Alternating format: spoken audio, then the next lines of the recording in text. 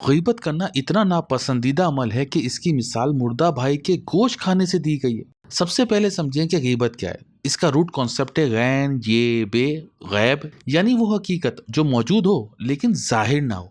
कुरान इंसान की निजी जिंदगी को और माशरती जिंदगी को अलग रखता है और किसी को हक नहीं देता कि कोई इंसान किसी इंसान की निजी जिंदगी में इंटरफेरेंस करे, टोले और इस तरीके से उसकी कोई निजी जिंदगी की बुराई को पब्लिक करे। ये चीज अगर आपके अंदर है तो इसको मुर्दाखोरी से मिलाया गया है।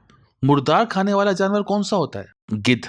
और गिद्ध अपनी डरपोक नेचर की वजह से, मुर्दाखोरी की वजह से दुनिया से खत्म होता जा रहा है।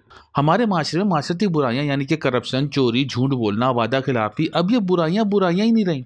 हमें ज़्यादा दिलचस्पी है लोगों के बेडरूम्स में क्या हो रहा है। इसी वजह से मिन हैसिल कौम हम मिटते जा रहे हैं और अगर कुछ साल ऐसा जारी रहा तो जिस तरह वल्चर ख़त्म होने वाला है इसी तरीके से हम भी किस्सा पारीना बन जाएंगे।